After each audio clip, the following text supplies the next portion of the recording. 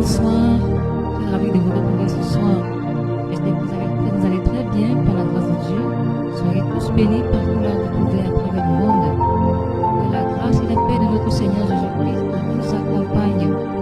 Alors nous sommes encore là ce soir dans le cadre de notre programme d'édification au sujet des thèmes relatifs à la foi chrétienne.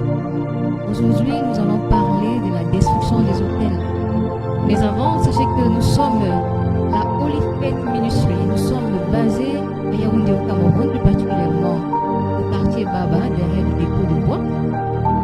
Alors, pour tous ceux qui ont des questions, qui ont des préoccupations, et pour tous ceux qui souhaitent nous soutenir, soit par un don, ou par une offrande, par une semence, ou alors, si vous souhaitez poser, échanger avec l'homme de Dieu, le prophète Gada Pérez, vous avez les coordonnées juste au bas de votre écran. Tout de suite, nous allons commencer. Bonsoir, homme de Dieu. Bonsoir, Amen. J'espère que vous allez très bien, vous avez passé une très bonne semaine. Par la grâce de Dieu, ça va. Je dis merci à Jésus. D'accord. Homme de Dieu, aujourd'hui, nous parlons de la destruction des autels. C'est un sujet tellement fréquent dans les églises. Et on va dire la quasi-totalité des enfants de Dieu sont concernés. Effectivement. Alors, homme de Dieu, c'est quoi un autel? Tout simplement, il faut dire qu'un hôtel, c'est un lieu de rencontre. L'hôtel, c'est comme un pont entre deux lieux. Oui, un hôtel, c'est ce lieu-là où l'on rencontre ceux qui sont dans l'autre partie. D'accord, homme de Dieu. Nous vous remercions déjà pour cette mise en bouche. Alors, comment savoir que l'on est sous l'emprise d'un hôtel maléfique, par exemple? Savoir qu'on est sous l'emprise d'un hôtel maléfique, c'est simple. Les hôtels maléfiques se font souvent ressentir par des choses quotidiennes. C'est-à-dire, je peux prendre des blocages, des empêchements, des maladies, des difficultés. Oui. Lorsque tu remarques qu'il y a ces choses comme ça dans ta vie, cela peut être la cause. C'est-à-dire, cela peut être causé par un hôtel maléfique. De Dieu, petite précision. Est-ce que toute difficulté, toute souffrance, tout problème que l'on rencontre, est-ce que c'est forcément dû? Justement, voilà pourquoi j'ai dit cela peut être la cause. Pourquoi? Parce qu'il est possible que ce ne soit pas aussi un hôtel maléfique qui cause ces problèmes-là. Cela peut être le désir de Dieu, la volonté de Dieu. Oui. D'accord, homme de Dieu. Et qu'est-ce qui donne accès, qu'est-ce qui donne le droit à une personne lambda avec des intentions toujours pas saines, toujours pas bonnes? Si on donne le droit de réussir de bâtir un hôtel, il va crier dans la vie d'une autre personne parfois, entre guillemets, innocente. Déjà, il faut dire que ces personnes n'ont pas le droit. Elles sont juste téléguidées, manipulées par des esprits méchants et des esprits mauvais pour semer les troubles dans la vie d'autres personnes. Et maintenant, est-ce qu'il faut dire que les personnes vers qui ou alors beaucoup, ou alors contre qui on dresse ces hôtels maléfiques sont innocentes? La réponse que je vais dire ici, c'est non. Parce qu'en fait, tout homme qui est né d'un homme n'est pas innocent. Un homme ne peut être innocent qu'en Jésus-Christ. Donc, déjà, lorsque quelqu'un se lève pour manifester un blocage contre la vie d'une autre personne, il n'a pas besoin de savoir si la personne est innocente ou alors elle est coupable de quelque chose. Pourquoi cela se fait si facilement? Cela se fait facilement. Pourquoi? Parce que déjà nous sommes des hôtels personnellement. Et à cause du sang que nous avons hérité de nos parents, nous avons des ordonnances. Nous avons des ordonnances qui détiennent des actes qui nous condamnent. Donc cela voudrait dire que si par le passé, nos ancêtres, nos aïeux ont eu à commettre des actes pas très bien, Oui. aujourd'hui, on subit les effets. Effectivement, on peut subir les effets de ces actes mauvais. C'est possible. La parole de Dieu le dit très clairement. Le nom de Dieu, mais vous pouvez également, avec vous, pouvez également signifie que parfois, les personnes qui vont par exemple chez les marabouts, parfois ils ont l'intention de venir à quelqu'un, peut-être pour des raisons de protection. Mais après, au lieu de cette protection, de cette sécurité pour la famille, ou alors pour le bien-être de ses enfants, ça se transforme via un règlement de situation, ça se transforme via un père qui commence à réclamer des choses de la vie. Justement, parce que en fait, sur tout autel, lorsqu'on parle d'autel, on parle automatiquement de sacrifice. On ne peut pas dresser un autel sans sacrifice, que ce soit avec Dieu, que ce soit avec Satan. Et le sacrifice, c'est quoi? C'est ce que l'entité qui a dressé l'autel réclame. Donc, lorsqu'une personne va chez un marabout, elle peut aller chez un marabout avec des bonnes intentions. Elle part avec des bonnes intentions. Je prends un exemple. Elle part parce qu'elle veut peut-être tomber enceinte. Elle a des bonnes intentions. Mais elle ne sait pas que l'entité qu'elle part rencontrer, l'entité, lui, cette entité n'a pas de bonnes intentions. Même si l'entité te donne l'enfant, l'entité aura des réclamations. L'entité est habitée par un mauvais esprit. L'entité, c'est ça l'entité, le mauvais esprit. D'accord. Donc l'entité, le mauvais esprit, lui, le mauvais esprit n'a pas de bonnes intentions. Le mauvais esprit ne donne... En fait, il faut savoir une chose. Dans le monde spirituel, rien n'est gratuit. Rien, absolument rien. Même le salut que nous disons haut et fort, que le salut est gratuit. Lorsqu'on entre dans la profondeur du salut, on se rend compte que le salut n'est pas gratuit. Il y a quelqu'un qui a payé le prix pour que nous puissions recevoir le salut. Donc rien n'est gratuit dans le monde spirituel. Satan ne peut te donner rien sans que tu lui donnes quelque chose. Même s'il ne te demande pas, il finira par prendre. S'il ne prend pas chez toi, il prendra chez quelqu'un qui est proche de toi. S'il ne prend pas chez quelqu'un qui est proche de toi, d'une manière ou d'une autre, il prendra. Homme de Dieu sur la base de Dieu. Sur la base des lois qui ont été fixées dans le règne spirituel, le sang est la monnaie d'échange des grâces, des dons, des biens dans le monde spirituel. Le sang est la monnaie d'échange. Voilà pourquoi la parole de Dieu dit que sans effusion de sang, il n'y a pas de pardon des péchés. Imaginez maintenant que sans effusion de sang, il n'y a pas de pardon des péchés. Cela veut dire que le sang est important pour toute transaction spirituelle. Donc c'est un fonctionnement, c'est un mécanisme que Dieu a établi que personnellement, je ne connais pas la profondeur jusqu'à présent, mais je crois que le Seigneur me révélera. Le sang, Dieu a mis le sang comme la monnaie d'échange dans le règne spirituel.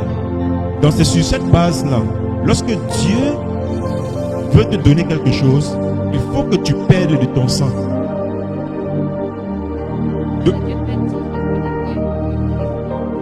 Pas forcément un décès, mais des fois il faut un décès.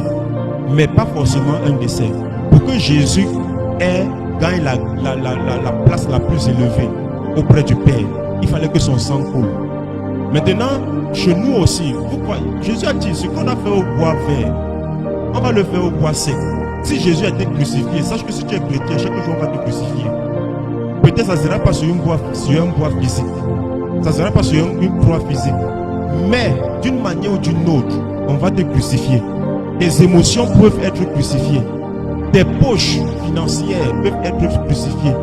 Ton foyer peut être crucifié jour après jour. Il y aura toujours un centenier romain là, avec une lance bizarre, pour venir te percer la côte. Il y aura toujours un centenier ou deux ou trois avec des fouets qui ont des crochets pour venir te fouetter. Jésus a traversé le chemin du salut. On va dire Golgotha, Gabata et non, c'est pas Golgotha, c'est Gethsemane, Gabata et Golgotha. Le chemin là, tout chrétien doit le traverser. Tout chrétien traverse ce chemin. Tu dois être crucifié. Tu dois perdre le sang.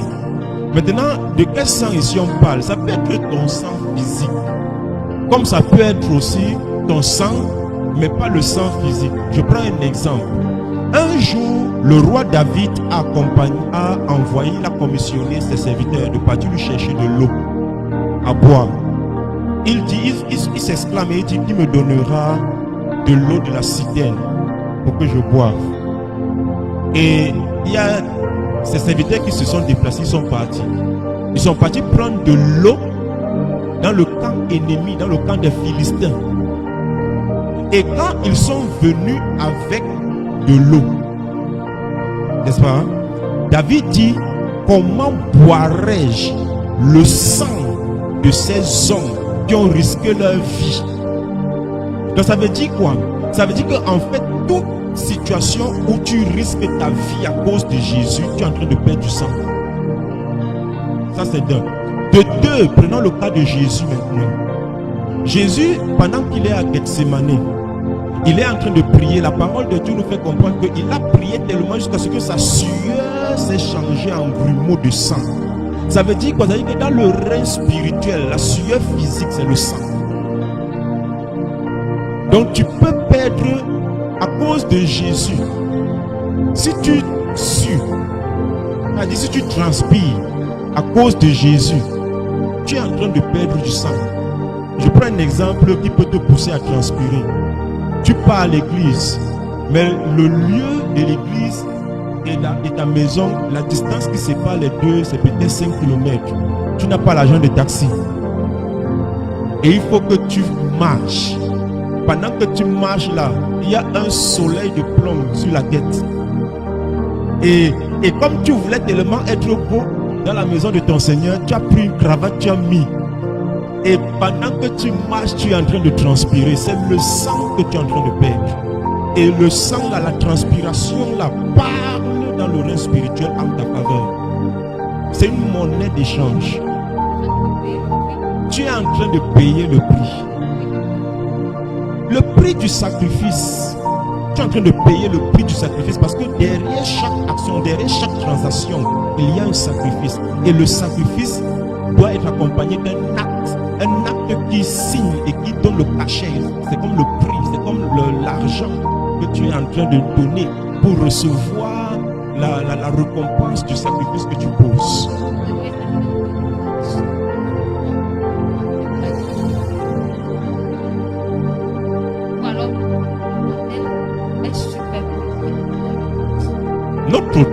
Notre autel n'est pas superposé à l'autel de Christ.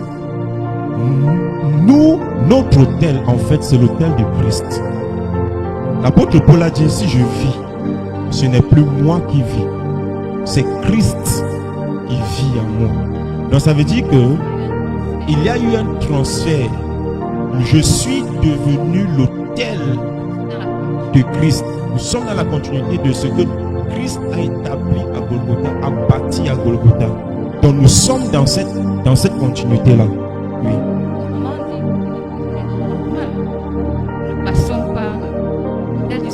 Il est impérativement normal, si je peux me permettre l'expression, de passer des moments difficiles. Il n'y a aucun transfert spirituel sans difficulté, que ce soit chez Dieu, que ce soit chez Satan. Ça peut paraître difficile et complexe et même ambigu. Justement, c'est difficile. Et je tiens déjà à rappeler que pour ceux qui pensent que servir Dieu, c'est la facilité, cet évangile qu'on vous a présenté comme quoi servir Dieu, une fois que tu deviens chrétien, une fois que tu acceptes Jésus, ta vie va commencer à couler comme sur des patins. Sur des patins en roulette. C'est archi faux. Oui, Dieu bénit. Oui, Dieu restaure. Oui, Dieu transforme. Mais cela a un prix. Jésus a tout payé à la croix, pas pour que nous ne payions plus. Jésus a tout payé pour que nous soyons capables de payer.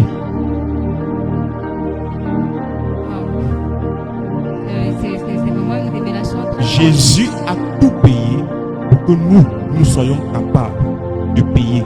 C'est par le sacrifice de Jésus à la croix que tu peux supporter les souffrances à cause de Jésus. Il a tout accompli, ça veut dire qu'il a tout parfait. Il a rendu parfait tout ce qui n'était pas parfait. Maintenant, qu'est-ce qui n'était pas parfait et qu'il a rendu parfait? À cause de la loi, il était impossible de plaire à Dieu. Or, plaire à Dieu, c'est quoi?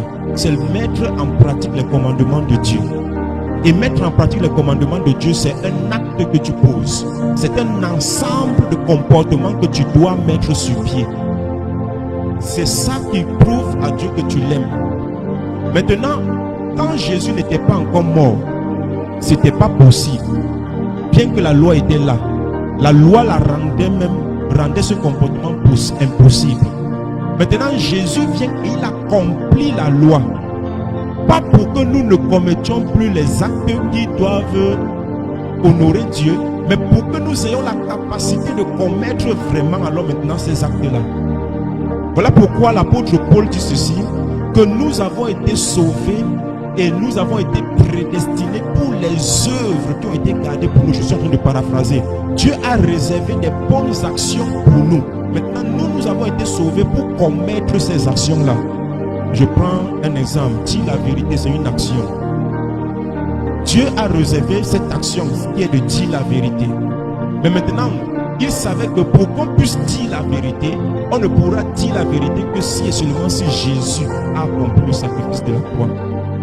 Donc avant le sacrifice de la croix, on ne pouvait pas dire la vérité. C'est impossible.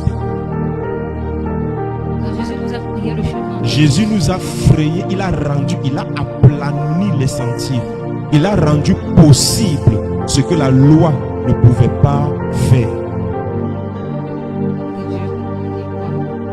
Et en principe, c'est Dieu qui rend, c'est Dieu qui autorise, qui rend effectif. Je veux dire ça, c'est Dieu qui permet que ces hôtels contre nous. S'il y a un hôtel maléfique qui parle contre la vie d'un chrétien, c'est Dieu qui le permet.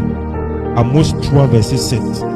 Rien ne fait. Dieu, dans Amos 3, verset 7, il dit Dieu ne fait rien sans avertir ses serviteurs les prophètes. Mais toujours dans Amos, je ne sais pas le passage, Dieu dit y a-t-il quelque chose qui arrive sur la terre sans que Dieu n'en soit l'auteur? Il n'y a rien. C'est Dieu qui nous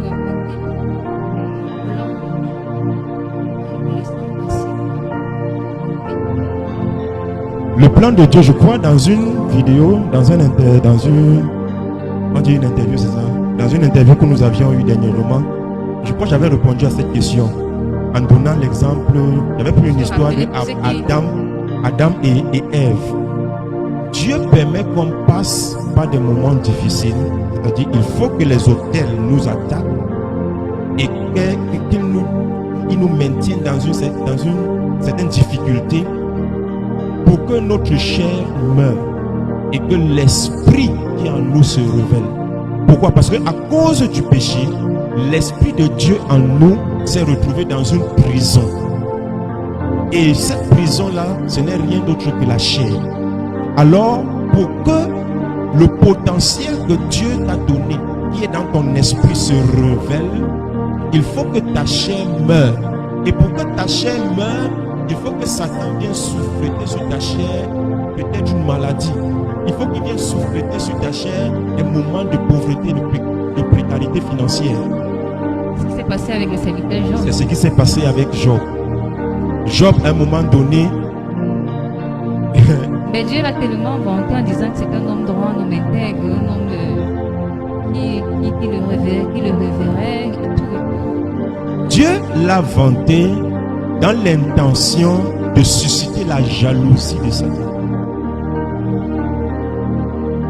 Dieu l'a vanté dans l'intention, pas parce que Job était trop parfait, mais parce que Dieu voulait susciter en Satan le désir de détruire la joie de Dieu. Or, derrière ce désir, Dieu cherchait plutôt pas le désir de Satan, mais le désir de Dieu lui-même en transformant son serviteur Job. Mais homme de Dieu, ça veut dire quoi? Que Job n'était pas parfait ou alors il n'était pas sûr? Nous pensons que Job était saint parce que nous lisons le livre de Job intellectuellement. Nous lisons ce livre littéralement. S'il faut dire que Job était saint, on va conclure que Corneille était saint. S'il faut dire que Job était saint, on va conclure que je vais prendre qui? Nebuchadnezzar était saint. Parce qu'à un moment donné, Nebuchadnezzar a reconnu la suprématie de Dieu. Mais est-ce que ça faisait de lui un saint? Non. La parole de Dieu parle de Corneille. Corneille était un homme pieux. Il donnait les aumônes. Il prenait soin des veuves, des orphelins. Mais est-ce qu'il était saint? Non.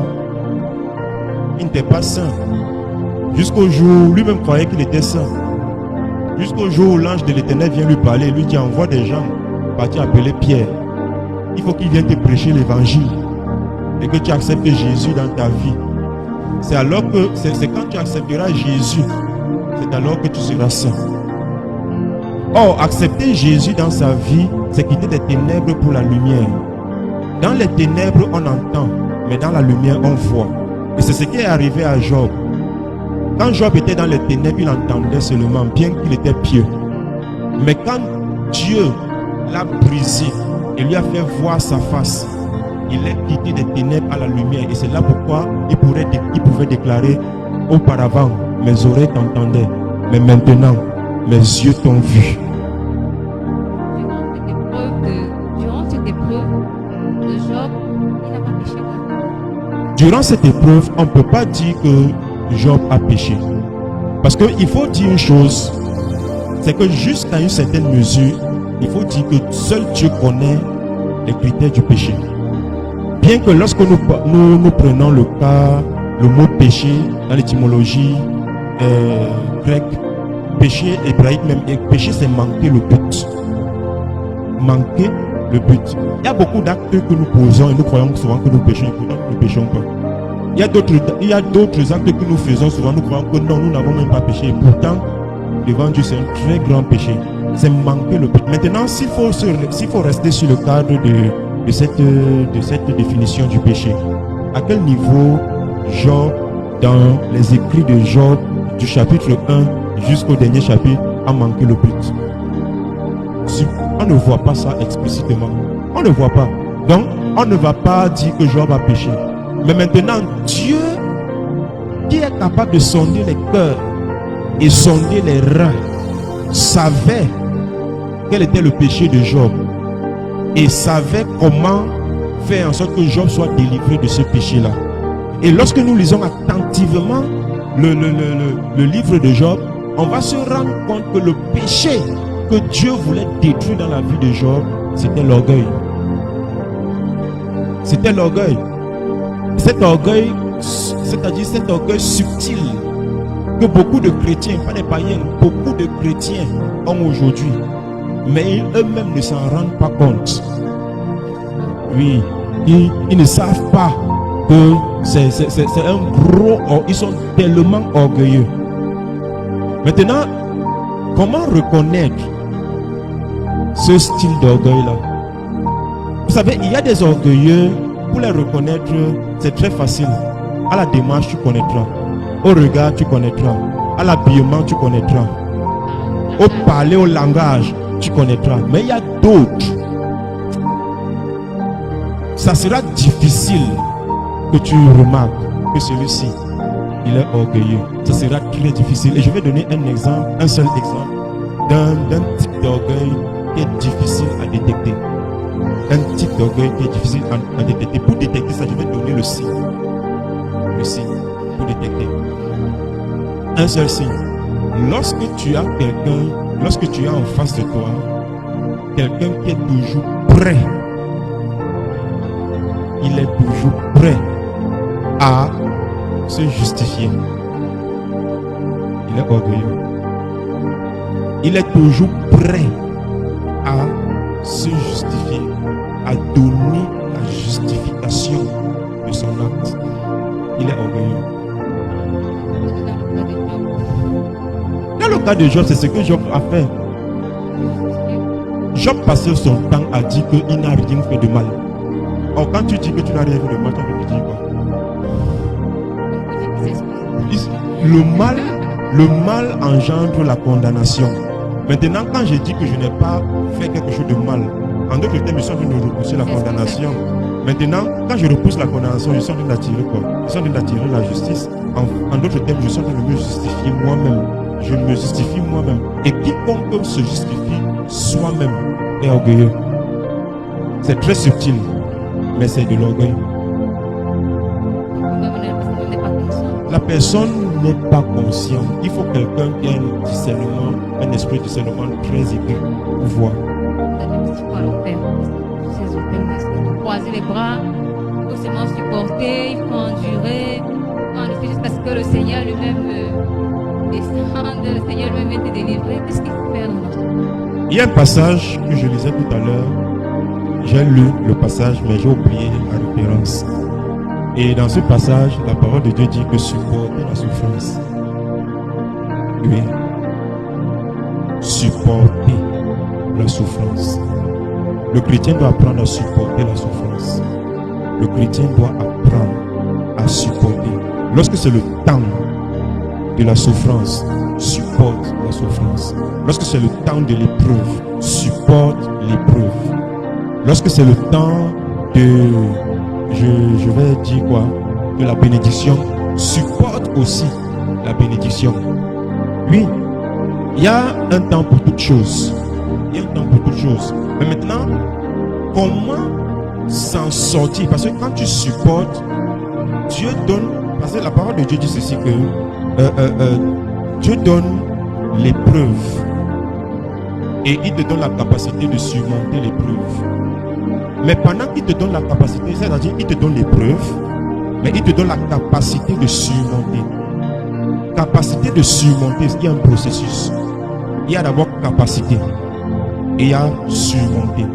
Capacité, c'est dans quel processus? C'est dans le processus de supporter. C'est-à-dire il te donne la capacité d'être égal à toi-même pendant le temps de l'épreuve. Maintenant, la capacité de surmonter, il y a maintenant surmonter. Ça veut dire quoi? Ça veut dire que pendant qu'il y a l'épreuve, il y a un temps où tu vas surmonter. Donc ça veut dire que pendant que tu passes un moment difficile qui est causé peut-être par un hôtel maléfique ou satanique ou familial qui parle contre ta vie, supporte. Mais pendant que tu supportes, cherche à surmonter. Et comment surmonter? C'est pas en bâtissant les hôtels. Oui. Bâtir les hôtels, c'est pas mauvais. Ce n'est pas mauvais. Mais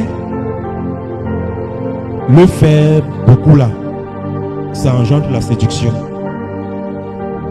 Bâtir les hôtels, ce n'est pas mauvais. Et je peux en ce moment dire ici que l'ultime clé pour détruire tout hôtel maléfique dans la vie, dans ta vie, l'ultime clé, c'est de ressembler à Christ. Cherche, pendant les moments difficiles, cherche à ressembler plus à Christ. Pendant les moments difficiles, cherche, je me répète, à ressembler plus à Christ. Pas dit supporte, mais quand tu cherches la clé pour surmonter, la clé là, c'est ressemble à Christ. Cherche à ressembler à Christ. Une fois que tu vas ressembler à Christ dans le domaine où tu as attaqué, la chose, l'autel va perdre son pouvoir. Voilà pourquoi l'auteur de l'épître aux Hébreux a dit ceci, que résistez, il dit soumettez-vous à Dieu. Soumettez-vous à Dieu. Résistez au diable et il fuira loin de vous. Or, la seule personne qui a su et a pu se soumettre à Dieu, c'est Jésus. Il a été obéissant Il a été obéissant jusqu'à la mort et même jusqu'à la mort de la croix. Donc il faut que tu apprennes à être obéissant comme Jésus jusqu'à la mort et jusqu'à la mort de la croix. La croix dans la situation où tu es attaqué. Et c'est alors que tu verras la délivrance.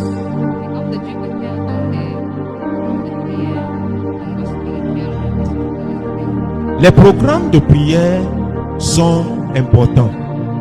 Même comme il y a plusieurs faux prophètes qui ont pris ça aujourd'hui pour arnaquer les âmes mal affermies et pour arnaquer les faux chrétiens.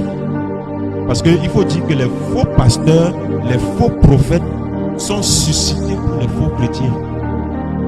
Les faux pasteurs et les faux prophètes sont le jugement de Dieu des faux prophètes, des faux chrétiens. C'est la chicotte de Dieu des faux chrétiens. Quelle est l'importance du faux prophète? Pourquoi, homme de Dieu, permettez-moi une parenthèse. Parce que quelqu'un se demande souvent, mais pourquoi Dieu n'a pas détruit Satan depuis? Pourquoi est-ce que Dieu permet qu'il y ait encore les souffrances? Pourquoi Dieu permet encore qu'il y ait encore le mal sur la terre, les guerres? Il aurait dû depuis finir avec Satan. Donc on comprend justement que Satan est la chicotte de Dieu pour les impies. Justement, on comprend justement ça. C'est un mystère, hein? Parce que beaucoup se le demandent souvent, sans le savoir. Donc Dieu, la parole de Dieu dit, Dieu est juste dans ses sentiments, il ne fait rien pour rien. Au lieu de souvent en vouloir à Dieu, de la d'accuser le Seigneur, alors tu dois se demander, mais pourquoi on a fait ici, le fait c'est pour une bonne raison. Donc, le faux prophète est là pour bénir les faux chrétiens. Et malheureusement, les faux chrétiens là, leurs yeux sont tellement aveugles qu'ils ne voient pas, ils ne comprennent pas. Alors, où est l'importance des programmes dans les assemblées, les programmes de destruction des hôtels et tout? Les programmes, ces programmes-là, si, je vais prendre un exemple, si ce genre de programme est fait par un véritable homme de Dieu, ce n'est pas pour séduire, mais c'est pour aider. Pour aider qui? Pour aider ce chrétien qui dans sa marche chrétienne est encore immature. Il n'est pas fort. Il n'a pas la capacité d'opérer en lui une auto-délivrance. Oui, parce que c'est possible. Il y a des chrétiens, même s'il est au désert seul, à cause de sa maturité, il vit une vie chrétienne exemplaire. Il n'a pas besoin d'un pasteur à côté de lui. Il n'a pas besoin d'un prophète à côté de lui. Mais il y a des chrétiens qui, même s'il est entouré des frères, tellement il est immature, il a toujours besoin de l'intervention d'un plus éclairé que lui. Et Dieu, sachant dans ça, il suscite ses serviteurs qui ont de la connaissance pour intervenir dans la vie de ce genre de chrétien. Ça veut dire quoi? Ça veut dire que si tu es ce genre de chrétien qui est encore attaqué par des autels, c'est-à-dire tu es chrétien mais tu es encore charnel, et à cause du fait que tu es charnel, tu subis encore des attaques des autels de famille, des autels de sorcellerie et tout, qu'est-ce que Dieu va faire? Vu que tu ne peux pas te déployer toi-même, tu ne peux pas agir toi-même, qu'est-ce qu'il fait? Il va susciter un homme, une femme plus fort que toi spirituellement pour venir donner l'ordre à la force maléfique de te libérer. Et c'est ainsi que tu seras libéré. L'homme de Dieu, est-ce que c'est de manière instantanée? C'est pas un processus? Ça peut être instantané comme ça peut être un processus. Prenons le cas de... Est-ce que vous savez que Jésus lui-même a guéri des gens et que ces guérisons ont eu il y a des guérisons qui étaient des guérisons progressives. Jésus, fils de Dieu, c'est-à-dire Jésus, Dieu dans la chair. Dieu, ce n'était pas un homme ordinaire, c'était Dieu. Mais il a opéré des guérisons. Et parmi ces guérisons, il y avait des guérisons instantanées. Il y avait des guérisons progressives. Comme l'aveugle. L'aveugle, la guérison de l'aveugle était progressive. Voilà pourquoi il prie et il demande à l'aveugle, est-ce que tu vois? L'aveugle dit, je vois, mais c'est flou. Je vois les hommes comme... Et Jésus prie encore. Voilà pourquoi on ne peut pas blâmer les hommes de Dieu aujourd'hui. Tu vas voir un homme de Dieu qui prie sur quelqu'un pendant une semaine, un mois, un an. C'est tout à fait normal. Il y a les démons qui sont têtus. Mais le problème, c'est même toujours forcément l'homme de Dieu, puisque c'est un chrétien aussi. Ou alors certaines brebis, certaines âmes qui cherchent la délivrance. Elles-mêmes aussi continuent toujours à laisser des portes ouvertes qui donnent accès à l'ennemi, qui rendent ardu la tâche. Justement, voilà pourquoi les chrétiens doivent aimer leur vie. Ils doivent aimer Dieu, aimer leur vie. Et en dernier lieu, ils doivent aimer leur pasteur. Parce que tu ne peux pas être ce genre de chrétien qui, lorsque le pasteur prie sur toi, voilà pourquoi Jésus disait à plusieurs personnes pour qui il priait, il dit va et ne pêche plus. Mais toi, on prie pour toi lundi, Dieu te guérit, Dieu te délivre. Mais dès que tu rentres lundi soir, tu retournes encore à tes vomissures. Ça veut dire que le péché, c'est le mot de passe. Le péché, c'est la clé d'accès à Satan dans ta vie. C'est la porte ouverte pour Satan dans ta vie. Satan, il y a deux choses qui donnent accès à Satan dans la vie d'un homme. Et quand je parle d'un homme, je ne parle pas de chrétien, je ne parle pas de païen, je parle de l'homme. En général, il y a deux choses qui donnent accès à Satan. S'il n'y a pas les deux là, Satan ne peut pas avoir accès à toi. Première des choses, c'est Dieu. Si Dieu ne donne pas accès à Satan de toucher un homme, Satan ne peut pas le toucher. Deuxième des choses, c'est le péché. S'il n'y a pas le péché quelque part, Satan ne peut pas avoir accès. Une fois qu'il y a le péché, il va avoir accès. Pourquoi? Parce que le péché, c'est sa portion, c'est sa part. Voilà pourquoi, à cause du péché, il est l'accusateur des frères. Donc, quand il y a péché quelque part, tu as commis, il a rédigé une ordonnance dans laquelle il a mis les actes que tu as fait, tu as posé. Et il part avec ça devant le Père, il dit, tu as vu, il a fait ça, il a fait ça. Donc ça veut dire quoi? Ça veut dire qu'il m'appartient. J'ai droit à entrer dans sa vie. Et effectivement, il a droit. Dieu lui-même sait ça, qu'il a droit. Le péché, c'est son domaine de compétence. Le péché, c'est son domaine de compétence. C'est là-bas où il est plus intelligent. Si tu veux rendre Satan bête, arrête de pécher.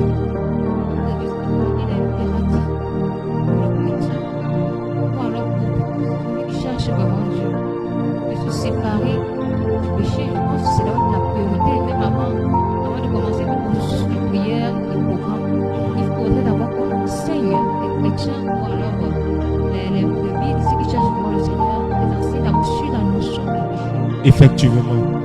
En fait,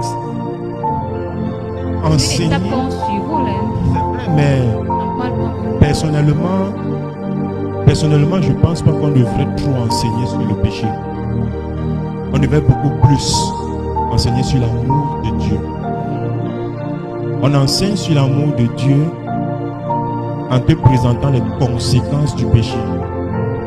Oui, là, ça te mettra sur tes gardes. Parce qu'il y a une chose, c'est que c'est écrit dans la parole de Dieu, mais je vais paraphraser. Ce que tu redoutes, c'est ce qui t'arrive. Ce que tu... Là, je vais prendre une image contemporaine. Vous voyez la chèvre. Quand la chèvre broute, elle avale, elle ne marche pas. Elle avale. C'est quand elle est dans le repos, maintenant que ce qu'elle a brouté remonte et commence à ruminer. C'est un peu ça, je vais dire pas le péché, mais c'est un peu ça, toute forme de connaissance. Tout ce qu'on voit, tout ce qu'on entend. De même que l'apôtre Paul a dit, la foi, dans Romains chapitre 10, le verset 9, la foi vient de ce que la foi vient de ce qu'on entend. Et ce qu'on entend vient de la parole de Christ. Ça veut dire quoi?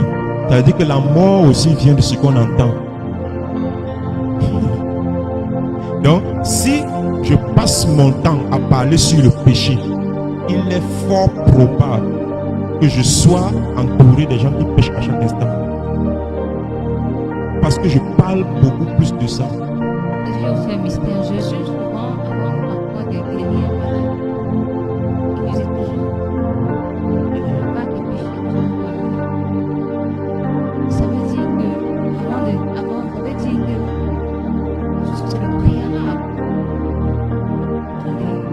Le péché est la racine qu'il faut déraciner afin de ne plus voir les fruits de tout acte de péché dans la vie de quelqu'un.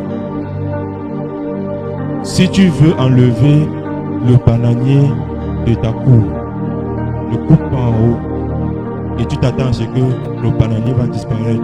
Jamais.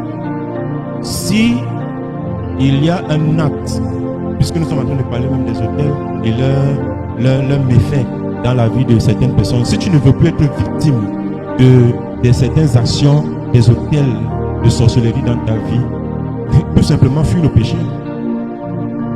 Aussi simple que ça. Aussi simple que ça. Fuis. On ne fuit pas le péché en un jour, c'est progressif.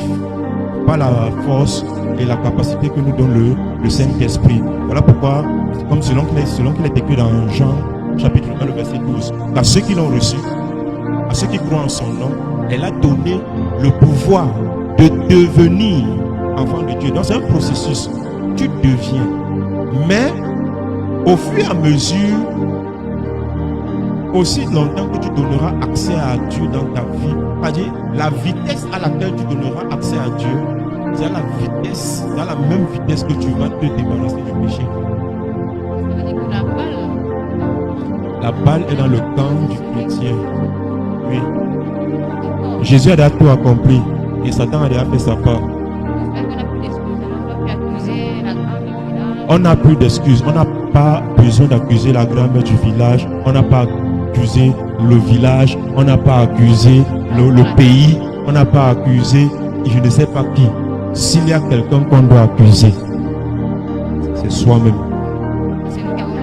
C'est nous qui avons laissé la porte.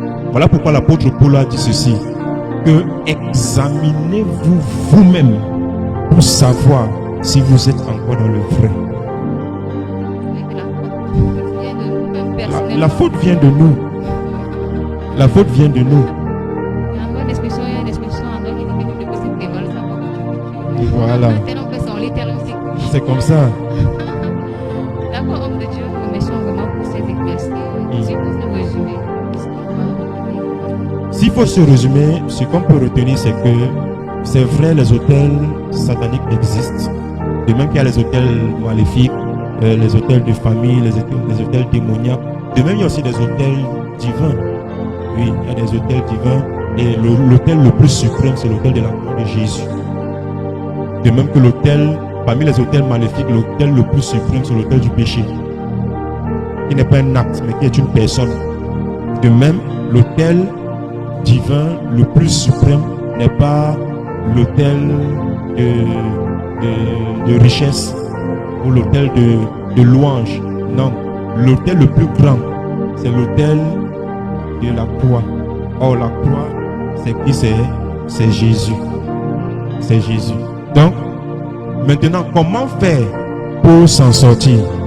Pour s'en sortir, tout simplement, cherche à ressembler à Jésus. Cherche à être comme l'apôtre Paul a dit, ayez en vous les mêmes sentiments qui étaient en Jésus. Cherchez à plaire à Dieu en toutes circonstances. Et vous verrez que le Seigneur vous délivrera au fur et à mesure que vous donnerez accès dans votre vie. Amen. Le Seigneur vous bénisse. Amen. Bien-aimés dans le Seigneur, voilà, c'est ici que prend fin notre programme, notre émission. J'espère que vous avez été très bénis, très enrichis par ces explications, par ces éclaircies de l'homme de Dieu, le prophète Yada Perret. Je suis la sœur Armelle. Je vous rappelle que nous sommes la Holy Faith Ministry. Nous sommes basés à Yaoundé, au Cameroun, plus particulièrement au quartier Baba, derrière le dépôt de bois. Nos programmes de la semaine, le mardi, nous avons enseignement avec 17h. Le jeudi, nous avons un programme de prière. Et le dimanche, nous avons un culte d'action de grâce, d'adoration à l'honneur de notre Seigneur. Seigneur Jésus-Christ, alors vous pouvez nous soutenir à travers les coordonnées qui sont juste là devant votre écran, si vous le voulez bien. Et également, et si vous voulez écrire à l'homme de Dieu, vous pouvez le faire à travers son compte Facebook. Vous tapez juste Fabiola Thérèse. Et alors, l'homme de Dieu pourra répondre à vos différentes questions, à vos différentes préoccupations. Nous sommes également ouverts à toutes vos critiques, toutes vos suggestions. Nous espérons nous revoir très bientôt par la grâce de Dieu.